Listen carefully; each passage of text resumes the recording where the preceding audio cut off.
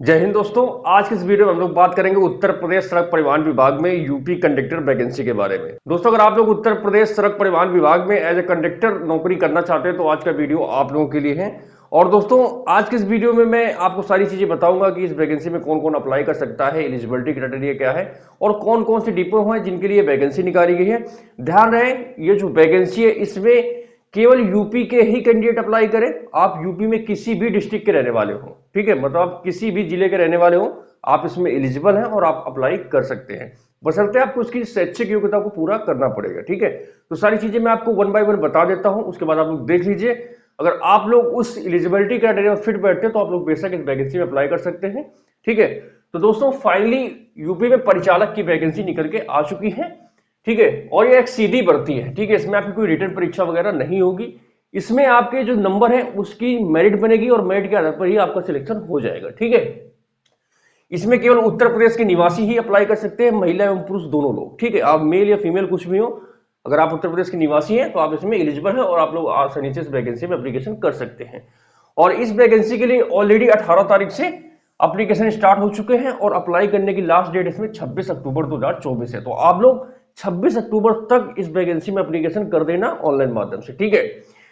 और अगर आप लोग इस वैकेंसी में एप्लीकेशन करना चाहते हैं तो यूपी गवर्नमेंट का एक सेवा योजन पोर्टल है, उसके माध्यम से ही इसमें आपका फॉर्म एप्लीकेशन किया जाएगा। और दोस्तों, एक मुख्य चीज जो सबसे इंपॉर्टेंट है कि अगर आप लोग अपने फोन से ट्राई करेंगे तो फोन से ये फॉर्म अप्लाई नहीं होगा, इसलिए आप लोग किसी सीएससी सेंटर में या फिर किसी इंटरनेट कैफे में जाकर ही इस वैकेंसी के लिए एप्लीकेशन करना, ठीक है। क्योंकि दोस्तों, इस वैकेंसी एप्लीकेशन फीस तो बिल्कुल जीरो है, मतलब आप किसी भी कैटेगरी से बिलोंग करते हो उसमें आपको कोई भी फीस नहीं देना है। जो 20-25 रुपए जो आपका फॉर्म भरने वाला जो सीएससी सेंटर का कैंडिडेट लेगा वही लेगा, ठीक है। इसमें इतना आपका खर्चा है, इसके अलावा कोई भी खर्चा नहीं है, ठीक है। तो कृपया करके आप लोग अपने मोबाइल से इसमें अपना दिमाग ना लगाएं, सीएससी सेंटर या फिर इंटरनेट कैफे में जाकर ही इस फॉर्म को अप्लाई करें, ठीक है। शैक्षिक योग्यता की बात करें तो कैंडिडेट 12वीं पास होना चाहिए, प्लस कैंडिडेट के पास CCC का सर्टिफिकेट होना चाहिए, ठीक है।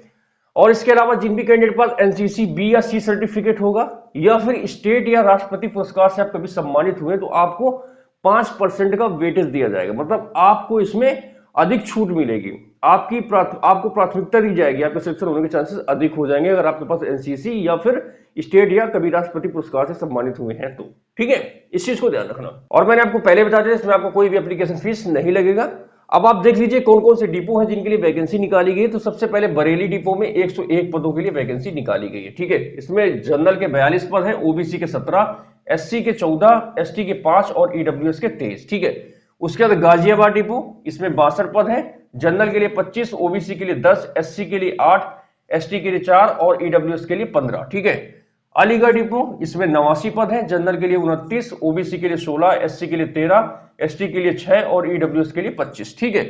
सबसे लास्ट में गौतम बुद्ध नगर या फिर जिसको हम लोग नोएडा कहते हैं, ठीक है। इसमें 57 पद हैं, जनरल के लिए 18, ओबीसी के लिए 11, एससी के लिए 9, एसटी के लिए 4 और ईडब्ल्यूएस के लिए 15 पद, ठीक है। इस प्रकार से इन सभी डिपो में आरक्षण को किया गया है, ठीक है।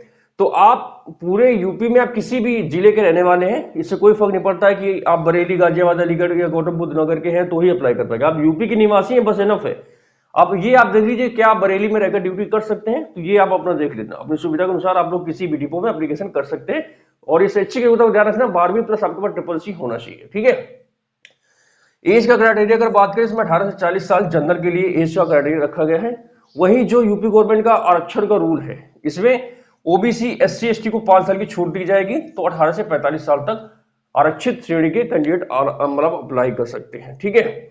वेतन की बात करें तो इसमें वेतन आपको किलोमीटर के हिसाब से मिलता है, ठीक है। यूपी गवर्नमेंट में 2 प्रकार की बसें चलती हैं, एक नॉर्मल जो विदाउट एसी की होती है, एक होती जनरल एसी वाली बस, ठीक है।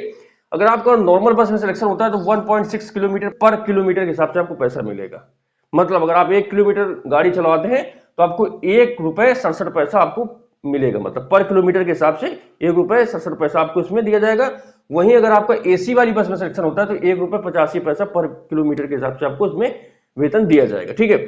नॉर्मली जो इसमें श्रेणी मतलब आपकी सैलरी होती है वो 13 से 14 हजार होती है, मगर अगर एक महीने में आप अपनी गाड़ी को 5000 किलोमीटर से ज्यादा चलाते हैं तो आपको इसमें 3000 का बोनस भी दिया जाता है, ठीक है। तो लगभग 16 से 17 हजार इसमें आपको सैलरी पर महीने के हिसाब से मिलेगी, ठीक है। मतलब आप इसमें गाड़ी जितना अधिक चलाएंगे तो इसमें आपको सैलरी उतनी ही आपकी बढ़ती जाएगी, ठीक है।